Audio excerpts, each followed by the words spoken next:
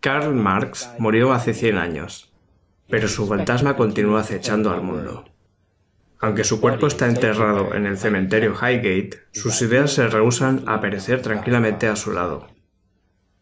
Esas ideas moldearon al mundo más profundamente que las de Darwin, Freud o Einstein. Inspiraron a hombres y mujeres a luchar y morir por ellas, a destruir viejas naciones y construir nuevas. Sin embargo, en Inglaterra, donde pasó sus años más productivos, la gente sabe relativamente poco sobre él, a excepción de este gran monumento en el cementerio Highgate, con esa enorme barba, el cual se ha convertido en un símbolo de lo que la gente cree que es Marx o el marxismo. He estado viniendo por 14 años y mi principal objetivo es mantener esta tumba lo más ordenada y limpia posible. Sin importar el clima, así llueva, nieva o brille el sol, siempre hay alguien visitando la tumba de Marx. Vienen de todas partes del mundo. Yo mismo pienso que es un monumento bastante hermoso. Es como la filosofía de Marx, tan poderosa. Muchos ingleses visitan este lugar, como otros, pero saben muy poco sobre él. Pero después de irse, han tenido su primera clase de marxismo, al leer lo que dice ahí. Los filósofos solo han interpretado el mundo de muchas formas. Sin embargo, de lo que se trata es de transformarlo. Esto es tan importante hoy como el día en que fue escrito. Lo escrito en el monumento de Marx es importante hoy, porque su filosofía ha cambiado el mundo. Desde la Revolución Soviética de 1917 hasta el presente, un tercio de la población mundial, 1.500 millones de personas, en más de 30 países, viven en sociedades que dicen estar inspiradas en ideas de Karl Marx. Sus ideas revolucionarias de lucha de clases han inspirado una cadena de revoluciones alrededor del mundo, pero los estados marxistas resultantes a veces han estado muy lejos de las ideas originales de Marx. Incluso el intimidante monumento en el cementerio Highgate, de hecho, no es el lugar donde fue enterrado originalmente. Su tumba original yace a 90 metros de ahí, marcada por una simple lápida de piedra. Y el contraste entre estas dos tumbas es como el contraste entre lo que Marx era y en lo que se ha convertido, entre el mismo Marx y la larga tradición llamada marxismo. Nunca he visto un hombre cuya presencia fuera tan provocadora e intolerable. Era dominante, impetuoso, apasionado, lleno de confianza ilimitada. Arrogante, traicionero y malhumorado. Un hombre poderoso y greñudo, sin domesticar. Así lo describían algunos contemporáneos suyos. Marx era un judío alemán, estudió filosofía y leyes, se casó con una aristócrata de poco rango, fue obligado a mudarse de Alemania a Francia a Bélgica, para instalarse finalmente en Inglaterra, a causa de sus actividades políticas. Ahí, un presionado policía espía describía su vida. Marx vivió en una de las más baratas y peores residencias de Londres. En el apartamento entero no hay un mueble sólido y limpio. En su vida privada es alguien muy desordenado, cínico y muy mal anfitrión. Lavarse, cepillarse y cambiarse de ropa son cosas que raramente hace, y a menudo está borracho. Aunque frecuentemente se entrega al ocio, él se desvelaría noches enteras incansablemente cuando tiene mucho trabajo por hacer. Mucho del trabajo de Marx fue realizado en el Museo Británico, usando esta enorme biblioteca para investigar y escribir una compleja, ambiciosa e interconectada serie de libros, panfletos, artículos y manifiestos. Su objetivo, no tanto como protesta moral ante los males del capitalismo, es un fresco, desapasionado análisis de cómo en realidad funciona el capitalismo, cómo es que se originó y cómo puede ser cambiado. Por esta razón, su obra clave se llama no socialismo, como se podría esperar, sino capital. La censura rusa lo consideró tan aburrido que lo dejaron pasar. Pero no es ninguna obra de museo. Oculta a veces bajo una oscura prosa es la promesa de revolución. Fue el punto de partida de una cadena de ideas que han inspirado el movimiento mundial. Proletarios de todo el mundo, uníos, no hay nada que perder, solo sus cadenas, escribió Marx en el Manifiesto Comunista. Ellos son las clases obreras industriales a las que Marx se dirigía. Sus escritos apuntaban a su independencia. Estaba arraigada en la realidad material de sus vidas. Marx comenzó examinando el trabajo humano. El ejercicio de la fuerza de trabajo es la actividad vital de un trabajador, y esta actividad vital es vendida a otra persona para asegurarse los medios necesarios de subsistencia. Él trabaja para poder vivir. Para Marx, el capitalista alquila la fuerza de trabajo del trabajador para extraer un excedente de ella, y hay un conflicto incrustado entre los trabajadores y el capitalista que los explota, una lucha de clases. Nada nuevo escribió, ya que es un hecho común a toda época pasada, el que haya una clase explotada por otra. La clave sobre cualquier sociedad consiste en quién proporcionó el poder de trabajo, quién poseyó los medios de producción y cómo esta relación estaba organizada. En el capitalismo, por ejemplo, los trabajadores no poseen las fábricas, los medios de producción, así que deben vender su trabajo como un producto al dueño de las fábricas, quien extrae un excedente del trabajo. De la misma manera, en la sociedad feudal, los siervos estaban atados a la tierra y eran obligados a dar al señor feudal una parte de lo que producían. Y en la sociedad esclavista, los esclavos eran propiedad de sus amos, quienes también poseían lo producido con su trabajo. Para Marx, la diferencia entre el capitalismo y sistemas anteriores era su fenomenal productividad y dinamismo.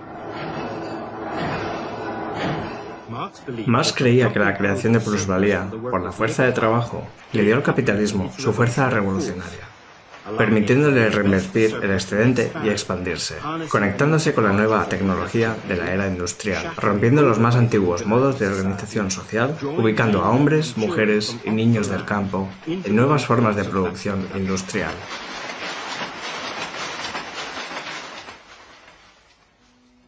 El capitalismo adoptó a los trabajadores a la disciplina de trabajo de fábrica, fijándolos en su lugar. En palabras de Marx, esto transforma al trabajador vivo en un mero accesorio vivo de la máquina. Así el capitalismo ha producido una nueva clase de ser humano, el trabajador industrial, el proletariado. Para Marx, los trabajadores fueron enajenados o separados tanto del producto de su trabajo como del exceso expropiado por el capitalista. Sus vidas fueron fragmentadas por la división del trabajo. Son separados de otros trabajadores por la competencia. Ya no se sienten en casa en un mundo que ellos mismos han creado. En cambio, sus vidas fueron ensombrecidas por la fuerza ajena del capital, la cual se alimenta de su trabajo de vida. Marx escribió, el trabajo muerto del capitalista, al igual que un vampiro, vive solo chupando trabajo vivo, y vive más cuanto más trabajo chupa. E incluso creyó que el capitalismo debía ser su propio sepulturero. Detrás del dinamismo y productividad del capitalismo, Marx vio las condiciones espantosas que éste ofrecía a los obreros, viviendo estrujados en viviendas, atestadas con alcantarillas abiertas, golpeados por el hambre, la enfermedad y la muerte, y por el miedo constante de desempleo, hundimiento y crisis de capitalismo. Marx creía que la experiencia con el capitalismo comenzaría a unificar al proletariado como una clase. Escribió, con el desarrollo de la industria, el proletariado no solo aumenta en número, se concentra en masas mayores. Su fuerza crece y se siente cada vez más.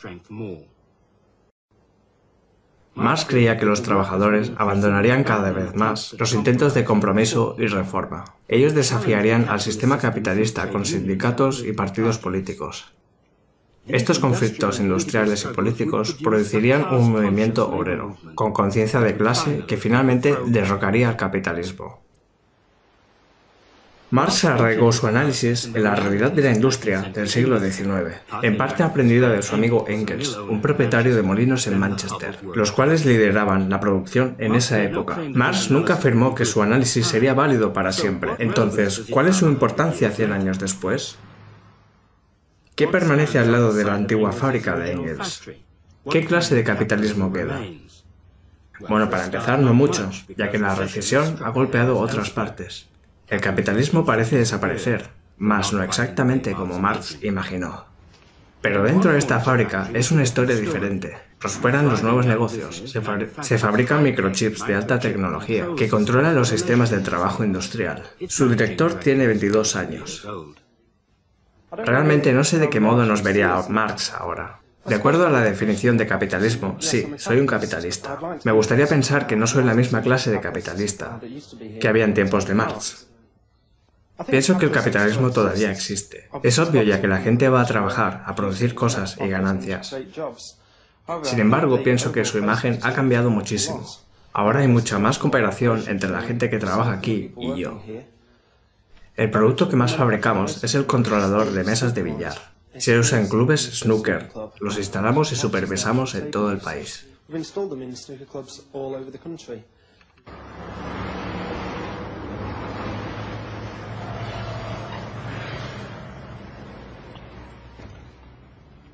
Es irónico que la ciudad londinense sublimada por Marx, donde los sistemas de control de Mike Newton monitorean las mesas de billar, un joven jugador desempleado ve el sistema desde otra perspectiva. Cuando empecé a buscar trabajo, creí que lo encontraría en 2 o 3 semanas. Luego esperé meses y meses y esto era en verdad un martirio. Hasta que por fin encontré un trabajo. Yo ganaba 22 libras por semana y me endeudaba cada día más. No hay posibilidad de que alguien pueda vivir con 22 libras a la semana. Uno puede comer, pero solo una vez al día, y comida muy barata.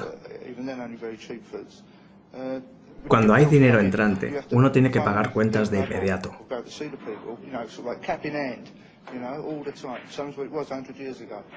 Estamos retrocediendo en lugar de avanzar. Es como el hombre rico en su castillo y los pobres afuera. El sistema no nos da casi nada, realmente, ¿sabe?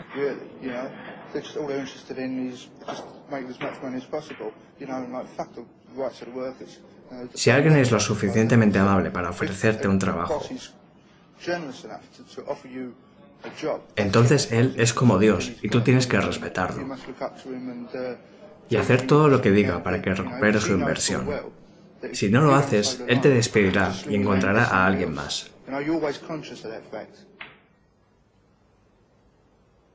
Un siglo después de la muerte de Marx, la imagen de los trabajadores, como material para una máquina moledora industrial, puede a muchas personas parecer algo exagerada.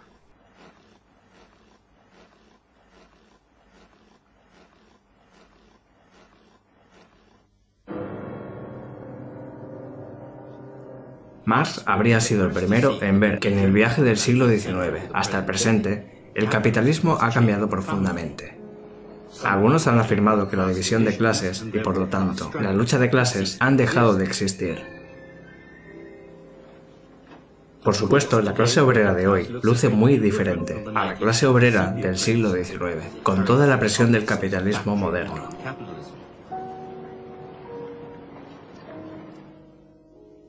Ya no es el sombrero y la gorra los que describen al capitalismo, ni siquiera su equivalente moderno, el sombrero corto y el casco obrero.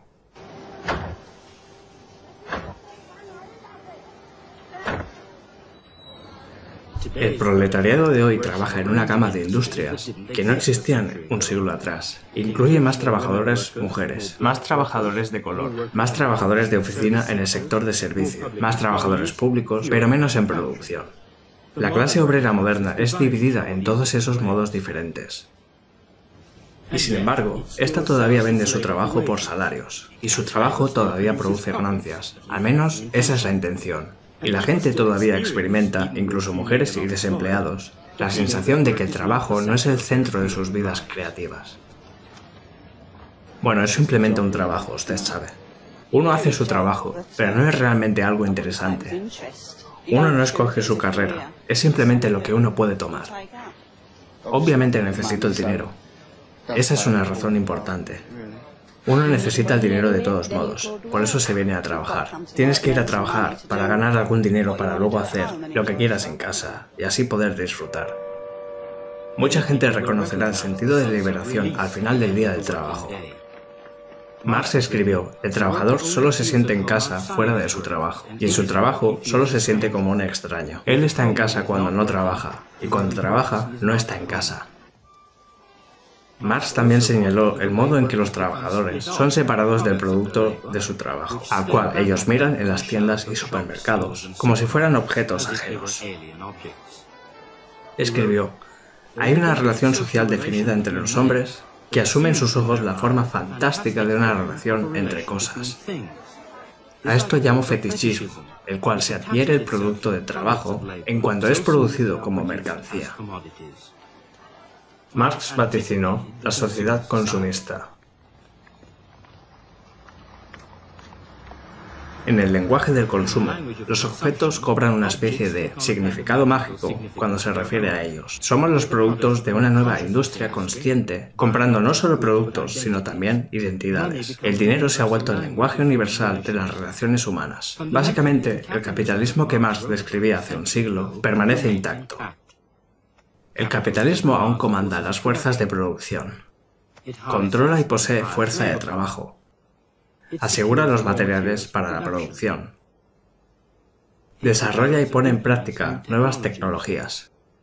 Se extiende en mercados mundiales, incrementando las ganancias, derribando competidores, centralizándose a una escala mundial.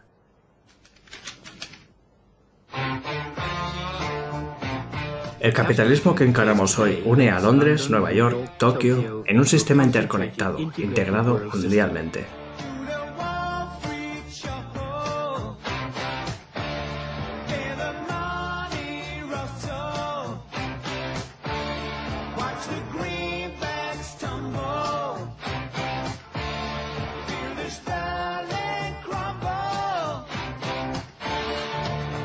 Hoy vivimos en un mundo de bancos internacionales, donde el capital financiero coordina el curso de la economía internacional. Los bancos están entrelazados con corporaciones internacionales, las cuales contratan personal internacional. Ellos manejan un comercio y transporte internacionales. Se comunican a través de una red internacional de información. Marx escribió: la burguesía ha sujetado al país a las reglas de las ciudades, desde las oficinas centrales corporativas hasta las grandes ciudades. Ellos dirigen el mundo moderno. Invierten dinero internacionalmente, dividiendo el trabajo entre fábricas de diferentes países, uniendo al mundo en lo que Marx llamó División Internacional del Trabajo, una nueva mano de obra del tercer mundo con salarios bajos para lograr ganancias más altas, el sector más explotado del capitalismo moderno industrial.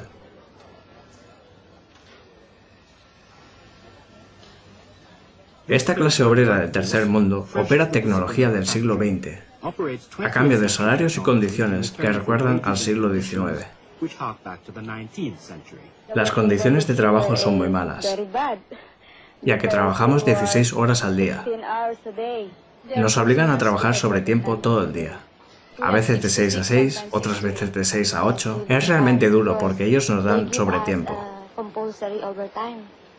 Algunas veces hay desmayos, pero nadie puede irse, porque la puerta y la ventana están cerradas. Nadie puede irse a su casa. Para trabajadores del tercer mundo, la vida bajo el capitalismo parece similar a las condiciones descritas por Engels, cuando escribió: una multitud de mujeres y niños andrajosos estaban acumulados como charcos de lodo en montes de basura.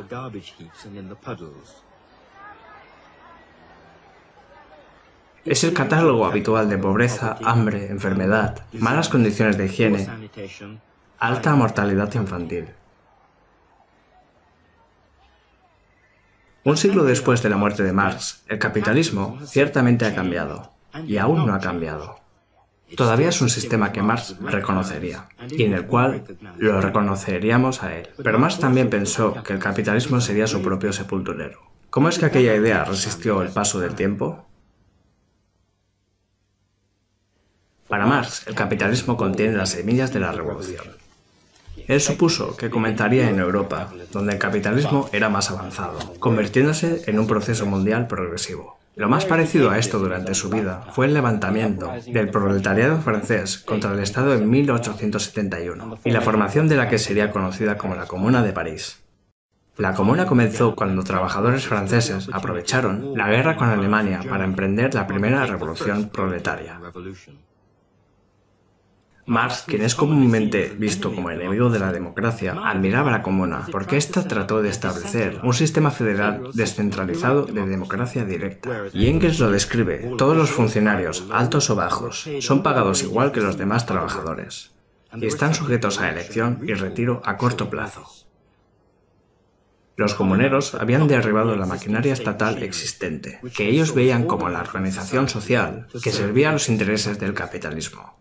En lugar de la dictadura de la burguesía, instalaron lo que Marx y otros llamaron la dictadura del proletariado. Para los comuneros, esa dictadura representaba el verdadero poder popular. Ellos intentaron defender el control de la propiedad común, de las fuerzas productivas, construir una sociedad donde, en palabras de Marx, el libre desarrollo de cada uno es la condición para el libre desarrollo de todos. Fue un experimento que no se pudo concretar.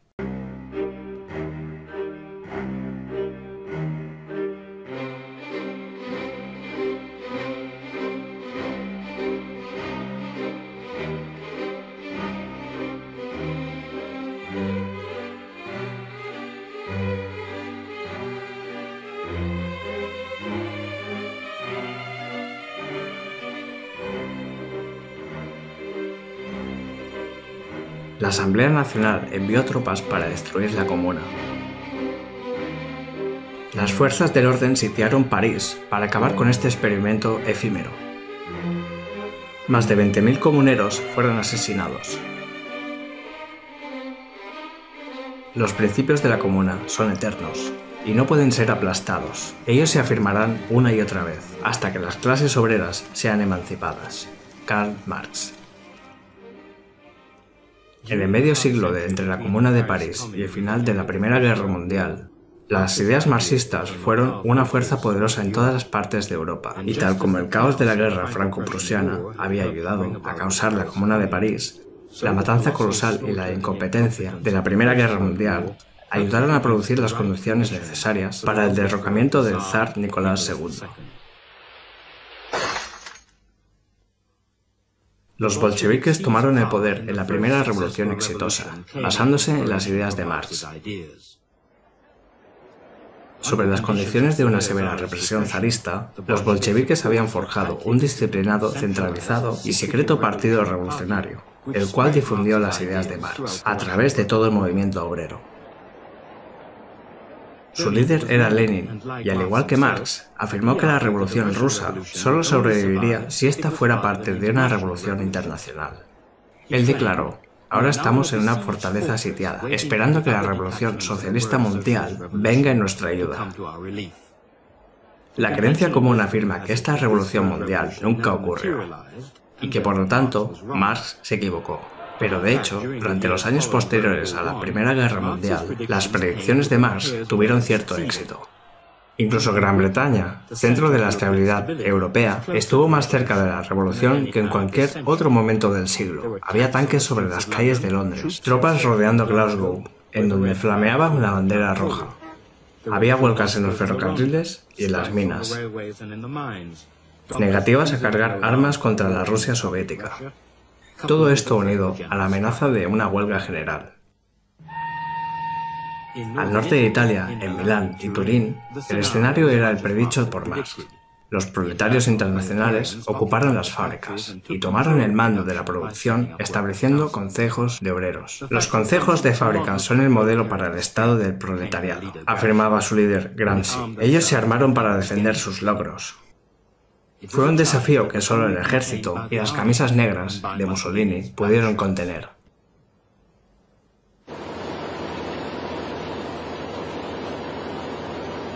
Berlín bajo la bandera roja, anunciaba el titular de 1919. En el malestar después de la Primera Guerra Mundial, el Kaiser fue depuesto y la República se organizó bajo el poderoso Partido Socialdemócrata Alemán, el cual estaba fuertemente influenciado por el marxismo. En enero de 1919, el comando espartaquista, sin ser parte del Partido Comunista Alemán, lideró una revuelta por toda Alemania que estuvo cerca de la revolución que Marx había esperado. Soldados y obreros estaban desilusionados y radicalizados por la guerra, y en Bremen, Leipzig, Baviera y en Hamburgo, repúblicas soviéticas fueron instaladas. El líder espartaquista, Karl Liebknecht, Anunció: sobrevivamos o no, nuestro programa vivirá. Dominará el mundo de la gente liberada, a pesar de todo. Como el ejército alemán no era fiable, esta crisis revolucionaria solo pudo ser combatida con un ejército de voluntarios. Los Freikorps, precursores de los camisas pardas de Hitler. Los Freikorps rompieron la espalda del movimiento obrero alemán, a costa de miles de vidas. Los líderes, entre ellos Rosa Luxemburg, fueron asesinados y vertidos en los canales. La única cura y el sol de la purificación es la revolución en sí misma, y su principio de renovación, la actividad de vida espiritual y la iniciativa de las masas que toma la forma de la libertad política más amplia. Rosa Luxemburg. En Hungría el modelo era el mismo. La monarquía derrocada por un gobierno socialista internacional. Luego, la declaración de una república soviética. Su líder, Béla Kun, dijo, citando a Marx: cada movimiento real es más importante que una docena de programas. La Hungría soviética duró 6 meses, hasta ser minados, por la invasión de fuerzas checas y rumanas que ocuparon Budapest. Concejos obreros como este fueron ejecutados. Las predicciones marxistas de revoluciones proletarias en los países capitalistas avanzados habían probado ser ciertas. El proletariado pareció ser, por un tiempo, la clase principal del siglo XX. Donde el marxismo iba mal, se decía que el motivo era la resistencia del capitalismo y la fortaleza del Estado. Esto era muy costoso, y como la marea de revolución en Europa comenzó a bajar, la revolución rusa quedó aislada y expuesta. La Unión Soviética estuvo aislada. Fue rodeada por tropas zaristas, apoyadas por ejércitos de 17 naciones. Estos fueron los soldados, trabajadores y campesinos que lucharon para contener las fuerzas combinadas de los países capitalistas en su cruzada contra lo que Winston Churchill llamó la bestia anónima del comunismo. Por un tiempo pareció probable que la primera revolución marxista sería derrotada. Pero en un lapso de tiempo increíblemente corto, los bolcheviques formaron un ejército rojo de un indisciplinado y atrasado campesinado. Su organizador era el experto militar Trotsky. Este ejército alcanzó una fuerza enormemente superior y contra todas las expectativas triunfaron.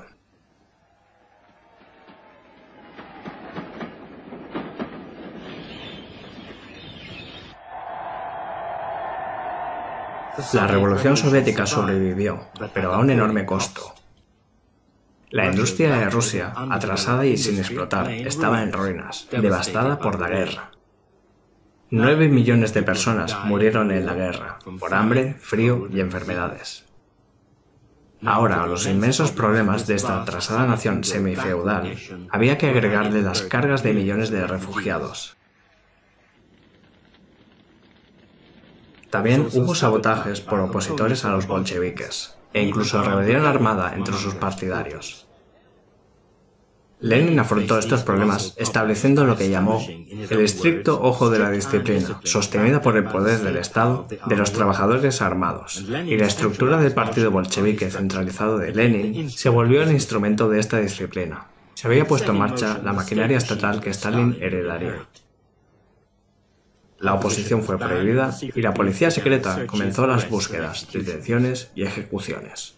Rosa Luxemburg escribió: el remedio que Trotsky y Lenin han encontrado, la eliminación de la democracia como tal, es peor que la enfermedad que se supone debe curar, ya que se ataca justamente la fuente vital, de la cual solo puede venir la corrección de todos, los defectos innatos de las instituciones sociales. Esa fuente es la activa y enérgica vida política de las más amplias masas de personas.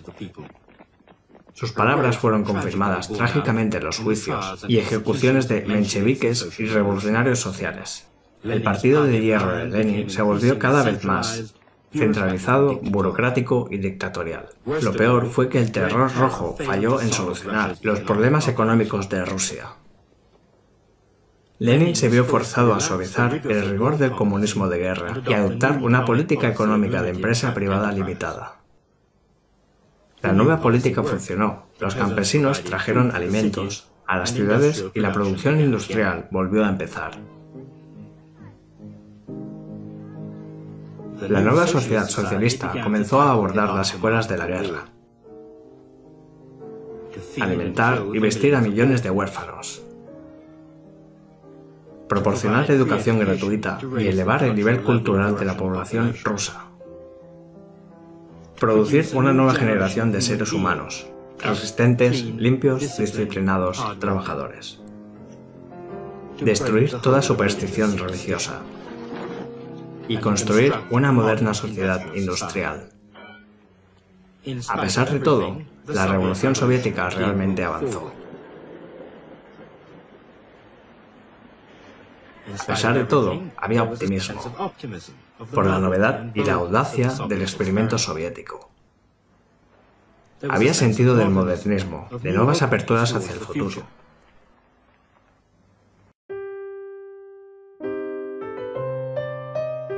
La gente empezó a verse a sí misma como agentes en un proceso de cambio revolucionario.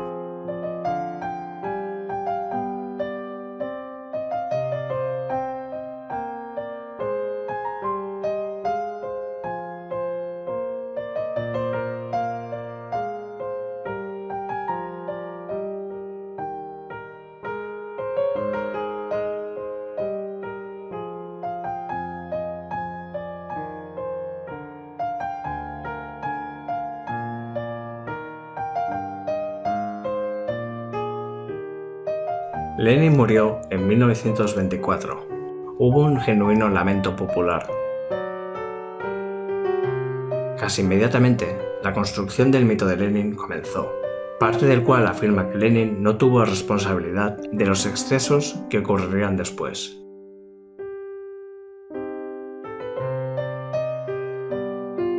Stalin esperaba entre bambalinas. Siendo ya secretario bajo Lenin, Stalin era un arribista ambicioso, que había hecho su ascenso en la jerarquía del partido. Organizó su funeral y momificó a Lenin como un faraón.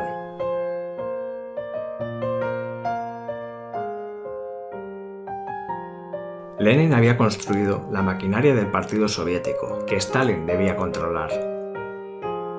Al final de su vida, había advertido las posibles consecuencias, pero las advertencias de Lenin fueron ignoradas.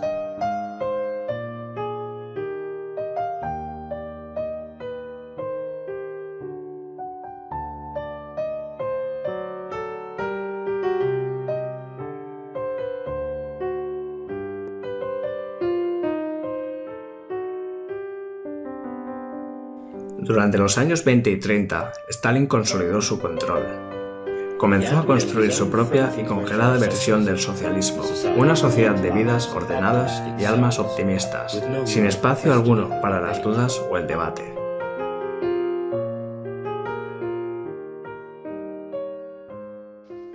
Stalin estaba determinado a sacar a Rusia del atraso. Lo hacemos o ellos nos aplastarán, afirmó. Empezó a mecanizar y colectivizar la masa de campesinos. Su objetivo era usar la agricultura para suministrar el excedente, para una rápida industrialización. Para lograr esto, Stalin decidió eliminar al campesino próspero como clase. Aproximadamente 5 millones fueron deportados y 2 millones murieron. Para Stalin, esto fue solo el comienzo. Encarceló o ejecutó a millones de personas del partido, el ejército o la burocracia. Esta fue la contribución de Stalin al cumplimiento del manifiesto comunista. Stalin había hecho más por destruir la esperanza de socialismo que todos sus enemigos juntos.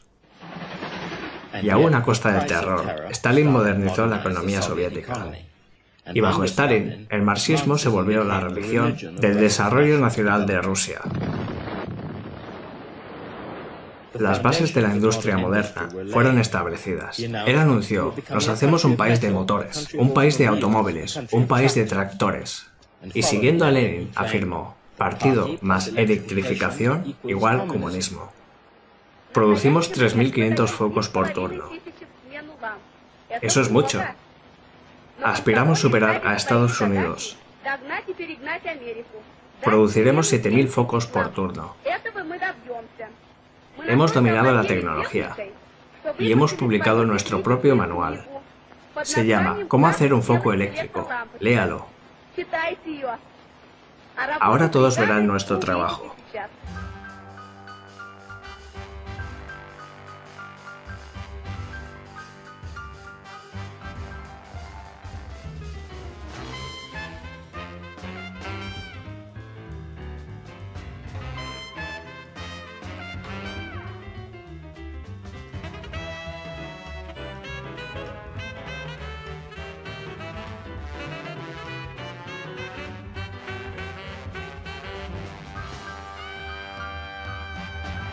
El plan central de la economía soviética generó una burocracia masiva, incluso con 6 millones bajo Lenin, y ahora se habían convertido en una élite autoperpetuada. La burocracia fue la encargada de producir los monumentos épicos del héroe Stalin. Durante los años 30, cuando el capitalismo fue golpeado por la recesión y el crecimiento del fascismo, las imágenes de modernización, educación y bienestar soviéticas lucieron como una alternativa atractiva para muchos en Occidente. Con su gran sentido del humor, Stalin declaró: de todos los tesoros que un Estado puede poseer, las vidas de los ciudadanos es para nosotros el más valioso. Los ciudadanos soviéticos fueron exhortados a expresar su unánime consentimiento al gobierno de Stalin en las urnas. En un estado de un solo partido, ¿quién puede conjeturar por cuál partido votó Stalin?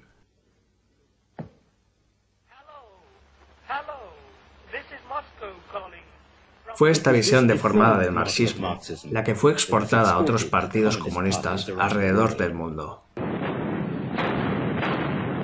En 1939, el stalinismo, la deformación del socialismo, se enfrentó al fascismo, la deformación del capitalismo. Al igual que en la Primera Guerra Mundial, Rusia hizo frente a Alemania, pero esta vez la nueva Unión Soviética industrializada de Stalin era finalmente victoriosa. La guerra costó la vida de 20 millones de rusos y consolidó a Stalin como figura mundial, al lado de Roosevelt y Churchill. La bestia sin nombre del comunismo dividió la Europa de posguerra con el hombre que organizó la guerra de la intervención. La Unión Soviética era ahora una potencia mundial.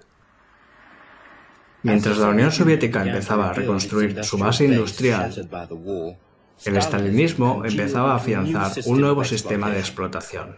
Como en el capitalismo, las viejas divisiones de trabajo manual y mental. Como en el capitalismo, obreros trabajando por salarios e incentivos. Y como en el capitalismo, un plusvalor extraído de su trabajo. Pero en lugar de una clase capitalista, lo que había era una privilegiada clase administrativa que controlaba y disponía del excedente, ya que estaban fácticamente al mando del Estado.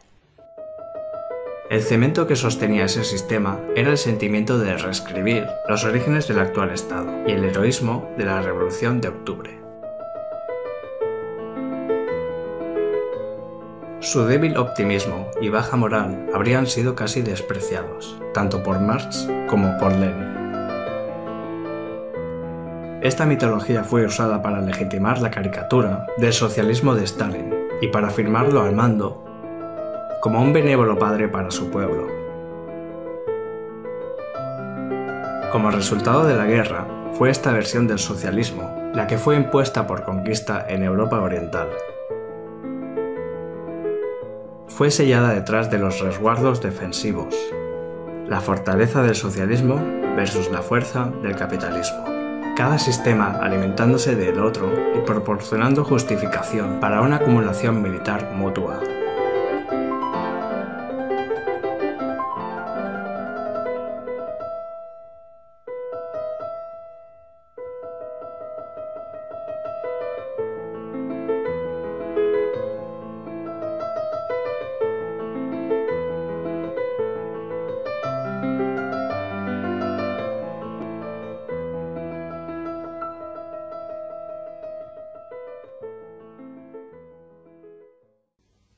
El socialismo llegó a Europa Oriental no por sublevación popular, como Marx había previsto, sino por fuerza militar. Esta era la versión de Stalin del internacionalismo, y esta fuerza era tanto para someter a la gente bajo el socialismo como para elevarlos.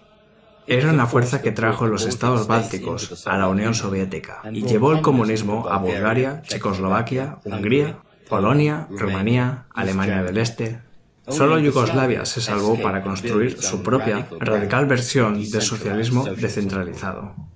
Pero a pesar de la seguridad del Ejército Rojo, estos regímenes nunca fueron enteramente seguros. En Checoslovaquia, el 40% de la población votó por el comunismo en las elecciones de posguerra, pero en mayo de 1968, después de 2 décadas de stalinismo, el Partido Comunista trató de crear socialismo sin stalinismo. Fue una verdadera primavera de guerra en nuestro país. Todos la sentían y todos la deseaban. Nosotros queríamos ver un socialismo realmente democrático. No queremos restaurar el capitalismo ni la propiedad privada. Queremos continuar la socialización de toda la sociedad. Y no solamente la grieta entre las teorías sobre el socialismo y las camisas negras en Checoslovaquia. El Partido Comunista abandonó la censura de los medios de comunicación. El libre flujo de la información fue un profundo choque, luego de 2 décadas del silencio. Abrió ojos y bocas, estimulando la crítica y el debate. La verdad sobre el sistema finalmente podía ser conocida. El gobierno incluso redujo su monopolio del poder, declarando: "El partido no puede imponer su autoridad. Esta debe ser ganada una y otra vez por sus propios méritos". Pero para la Unión Soviética, como Marx habría dicho, la fuerza del argumento es reprimida por el argumento de la fuerza. Los tanques también apuntaron a Checoslovaquia para encontrarse con la defensa popular. Los mismos tanques habían aplastado la huelga de Alemania del Este en 1953 y el Consejo de Trabajadores de la sublevación húngara en 1956.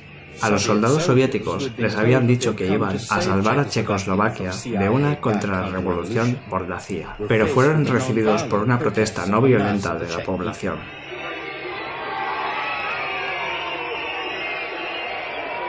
Los tanques soviéticos fueron sitiados no por capitalistas, sino por socialistas checos, quienes cuestionaban su posición y exigían la retirada de los rusos.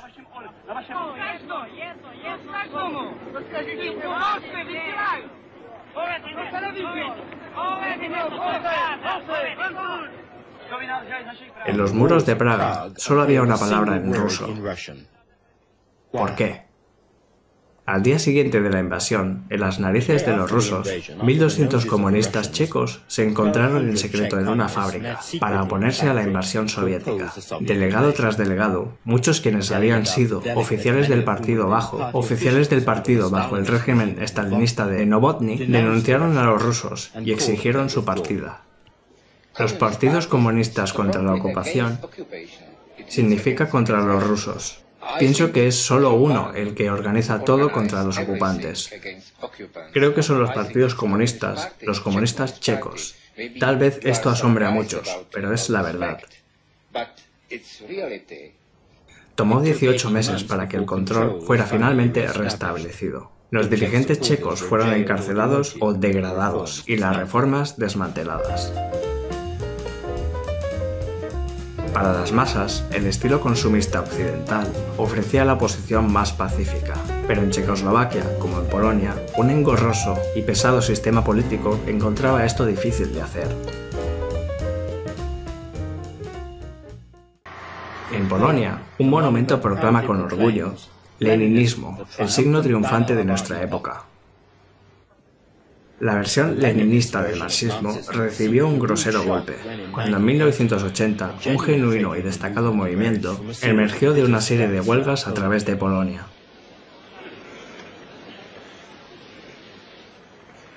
Es comúnmente admitido que con solidaridad los católicos y nacionalistas se aliaron contra el comunismo.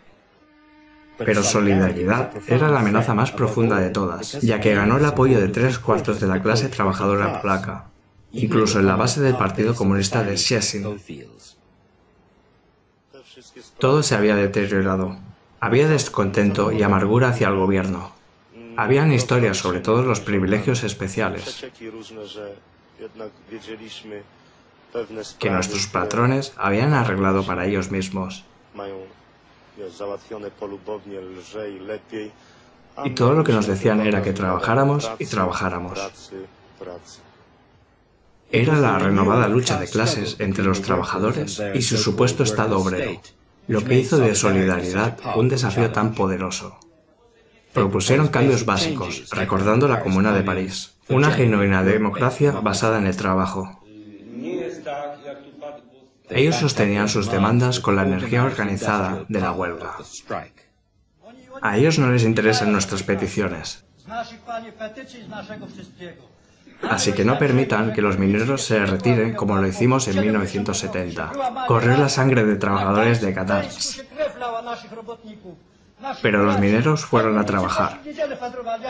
Estaba avergonzado de llamarme minero. La confianza de Solidaridad en la democracia popular de los trabajadores habría sido tan rechazada en el capitalismo occidental como lo fue en el Estado polaco.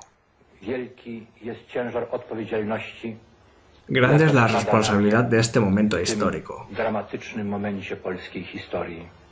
Debo asumir esta responsabilidad por el futuro de Polonia. Durante la represión de la sublevación de Alemania Oriental en 1953, el poeta comunista Bertolt Brecht sugirió amablemente que si el gobierno había perdido confianza en el pueblo, tal vez debería disolver al pueblo y elegir uno nuevo. Hoy parece como si el Estado polaco quisiera enterrar Solidaridad y elegir una nueva y más confiable clase trabajadora.